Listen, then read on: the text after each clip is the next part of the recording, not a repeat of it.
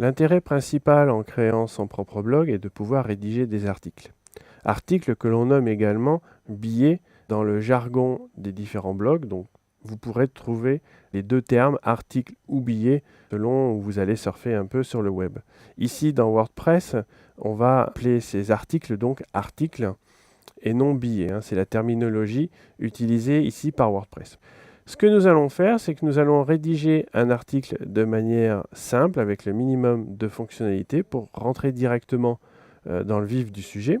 Et comme ça, vous allez pouvoir aborder la notion de rédaction d'articles de manière simple. Et par la suite, nous verrons les différentes fonctionnalités. Pour rédiger notre article, nous allons aller sous l'onglet « Écrire ». Et ici, nous allons pouvoir renseigner les différentes informations pour écrire notre article. Tout d'abord, nous allons lui donner un titre.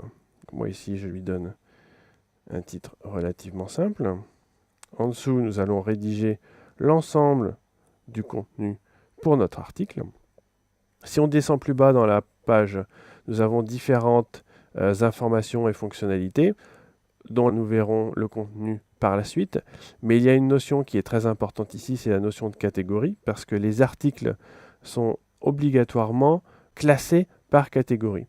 Donc nous ici, nous allons devoir choisir une catégorie, et celle fournie par défaut par WordPress s'appelle non classée.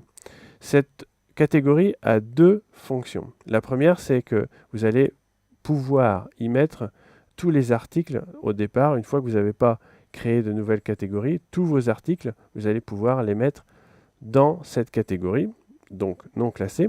Mais elle a une deuxième fonction. Dès lors que vous allez créer un article sans cocher la moindre catégorie, elle sera automatiquement mise dans cette catégorie non classée ici. Une fois que vous avez choisi ici votre catégorie, donc cocher celle-ci, vous allez pouvoir prévisualiser votre article.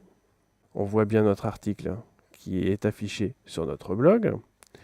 Et ensuite, vous allez pouvoir décider si vous voulez le publier ou non. Donc, si vous souhaitez garder votre article comme brouillon, vous allez cliquer sur « Enregistrer », auquel cas votre article n'apparaîtra pas sur votre blog.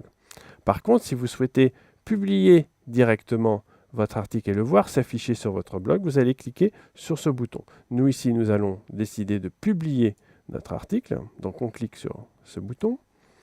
Ici, WordPress nous dit que notre article a bien été enregistré. Nous avons ici la possibilité d'afficher cet article, qui est donc publié.